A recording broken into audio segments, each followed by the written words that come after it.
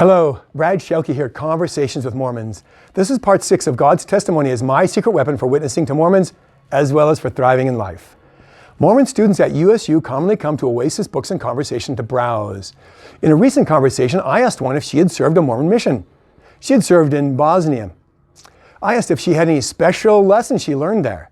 She mentioned one. When she left on a mission, she had some information about God. But on her mission, she began to learn about her relationship with God. What did she mean by that? Last week I mentioned that Mormons talk much about knowing what is good and right. Is that what life is about? 2 weeks ago I shared an insight gained from a Mormon student who said she should have brought Jesus into the conversation.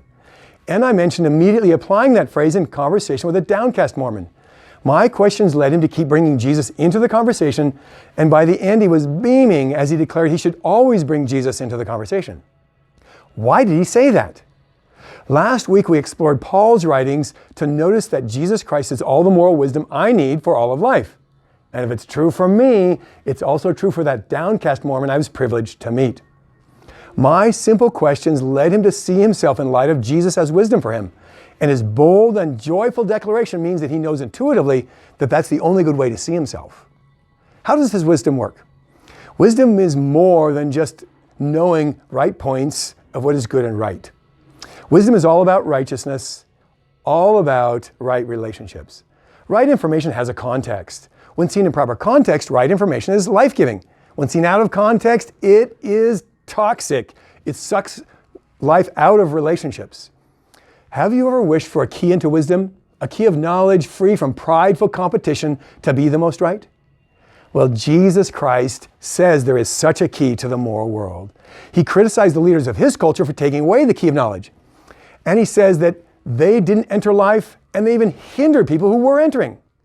He also points us to that key when he commanded his hearers to be careful how they hear. Why? He says that the way you measure determines how the moral world measures back to you. What is this key and how does it work? 2 weeks ago we saw that God has a way of measuring the moral world. He always measures by moral flawlessness, and he has given us that good standard for us to use ourselves. And surprise of surprises, moral flawlessness is the key to the moral world. I've been using this key on myself for decades to experience the joy of the Lord as my strength. This key fills my conversations with Mormons with joy and surprises. How does it work? Well, Jesus. Moral flawlessness exists in the world in Jesus Christ alone and nowhere else. We all know that intuitively, but remember, we all suppress this understanding in unrighteousness. This makes it not obvious to us, and it makes it a surprise that's a privilege to unveil and to celebrate. Here's my big question that unveils the key. Compared to Jesus Christ, how do you think I'm doing? That's what first melted the heart of the downcast Mormon. And Mormons in general seem surprised to find themselves smiling while declaring me a failure.